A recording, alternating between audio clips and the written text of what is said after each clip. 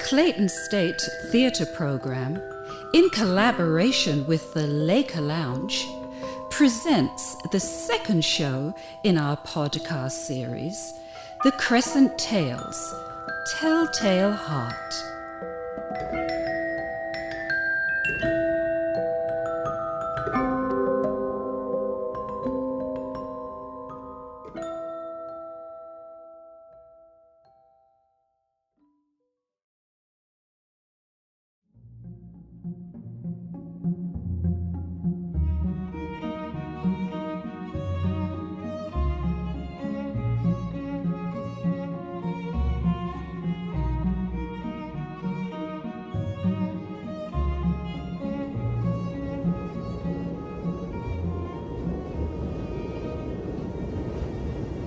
The tale you are about to hear takes us to a different time.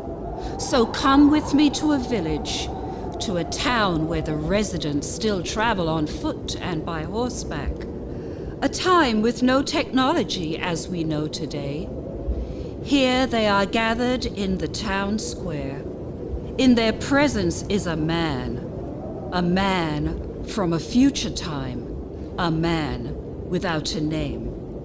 If you have ever experienced a thought that you cannot seem to get rid of, you will understand this man as he obsesses over a single part of the human body.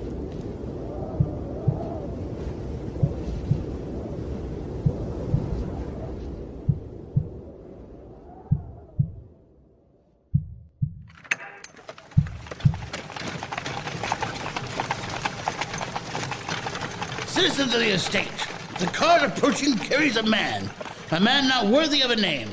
His place in the world is reduced to naught. So, for the purposes of these proceedings, we will call him by no name, because soon he will be no more. Jailers, bring this criminal to the stand. My lord, ladies, and people of the villages and hamlets, you know the story. You know the crime. It is not a matter of if he should be executed, but how. The stake is ready to burn him. The hangman stands guard. Cut off his member. Limb him one by one. Put splinters under his nails. Gouge out his eyes. Yeah! Citizens, when he is dead, he is dead. Is this not punishment enough? We are not here today to explore the bloody code.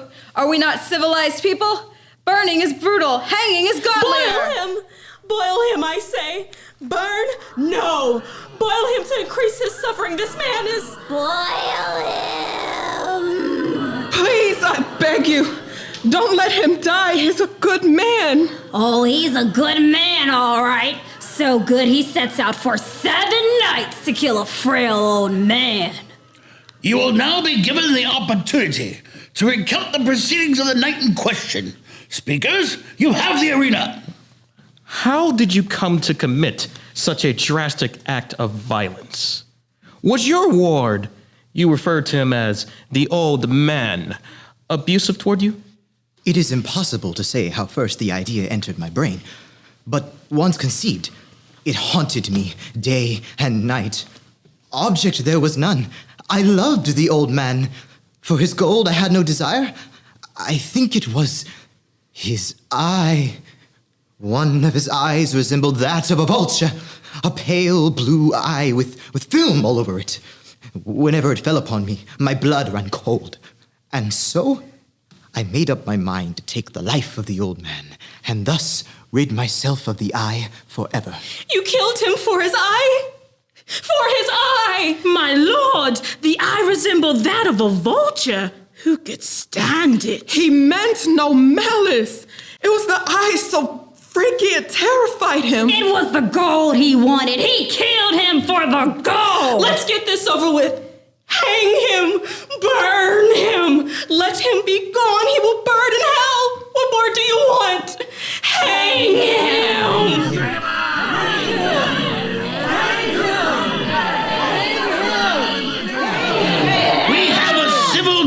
To allow the criminal to speak his last words. Speaker! Mister, you must have been nervous, mad even. Did you consult your physician, your priest? How did you manage to? It's true. Yes, I have been nervous. Dreadfully nervous. I had been and am, but why will you say I am mad? Hearken and observe how calmly I can tell you the whole story. You should have seen how wisely I proceeded. I was never kinder to the old man than during the whole week before I killed him.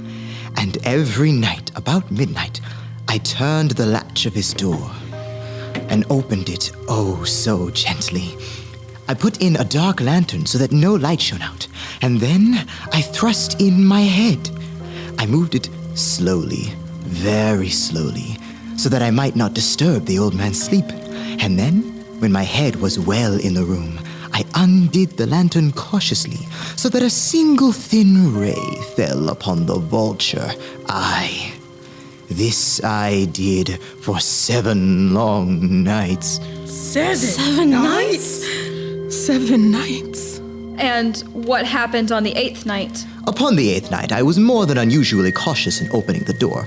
A watch's minute hand moves no more slowly than did mine. When I had waited a long time, very patiently, I resolved to open a very little crevice in the lantern, until, at length, a single dim ray, like the thread of a spider, shot out and fell upon the vulture. It was open, wide open, and I grew furious as I gazed upon it. A dull blue with a hideous veil over it that chilled the very marrow of my bones. Now there came to my ears a low, dull, quick sound, such as a watch makes when enveloped in cotton. It was the beating of the old man's heart. It increased my fury, as the beating of a drum stimulates the soldier into courage. Ah, yes, we see now. You carry terrors from being in the wars. You were a soldier, yes. A new anxiety seized me. The sound would be heard by a neighbor. The old man's hour had come. With a loud yell, I threw open the lantern and leaped into the room. He shrieked once only. In an instant, I dragged him to the floor and pulled the heavy bed over him. But for many minutes, the heart beat on with a muffled sound. At length, it ceased. I removed the bed and examined the corpse. The old man was dead. His eye would trouble me no more.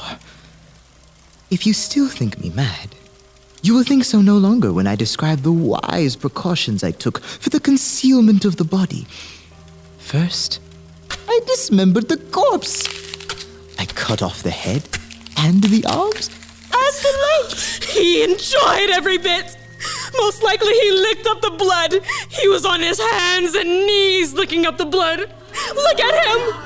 Look how he is gleeful. Cutting off the head and arms and legs.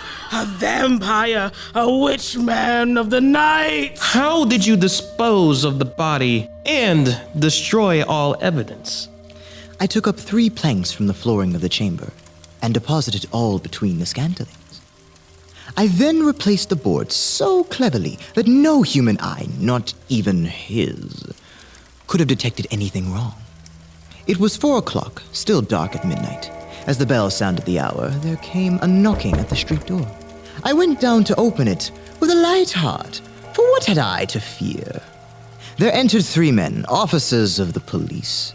A shriek had been heard by a neighbor during the night. Suspicion of foul play had been aroused, and the officers had been deputed to search the premises. It was I! It was I who heard the scream! It was I who went! And you were keen to invite the alcalde to search the premises? I bade the gentleman welcome.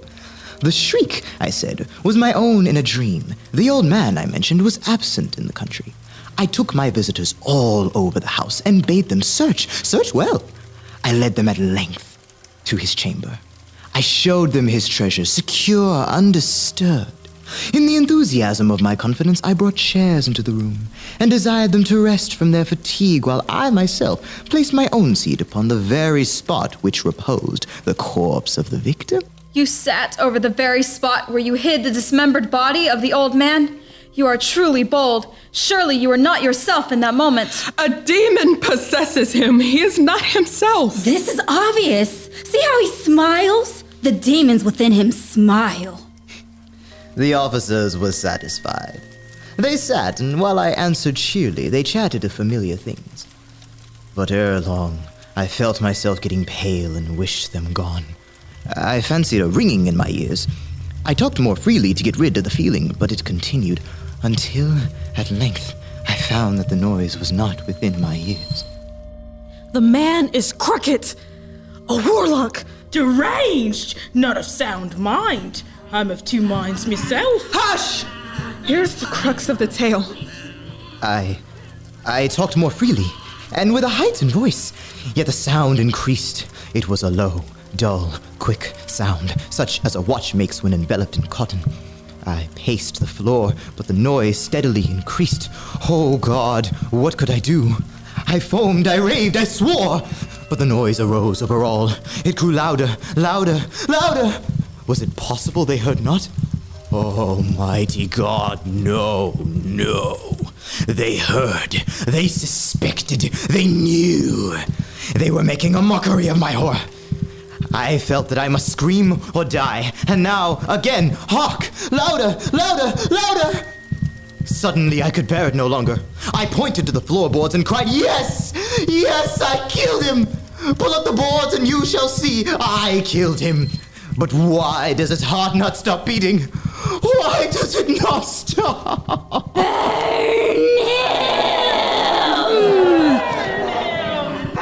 Hangman stands down. Executioner, ready the fire and take him to the stake. I hear a beating heart. I hear it also, a beating heart. Why does it not stop? The tail, Tale. beating heart. The heart. Why does it not stop?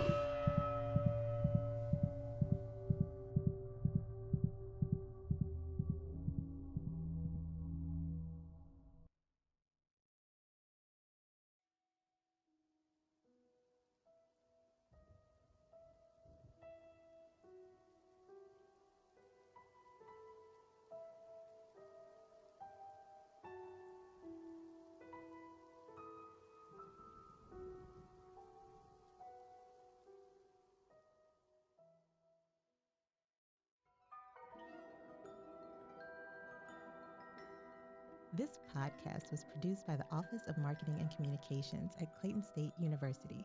Special thanks to the director, Carol Welter, the performers, Michael Kane, Corey Davis, Aaron Lee Sermons, Jayla Myers, Trinae Riles, Lyndall McFadden, Jessica Williams, Edward Fairley, stage manager, Christian Kyle Smith, and the director of theater, Chantel Thrash. If you enjoyed what you heard today, spread the word. Help us reach more listeners by downloading episodes of The Laker Lounge from Podbean, following Clayton State on YouTube, Facebook, Instagram, or visiting us at clayton.edu. This episode of Laker Lounge was produced by Brandon McCowan and the theater program. Until next time, have a frightful night and happy Halloween.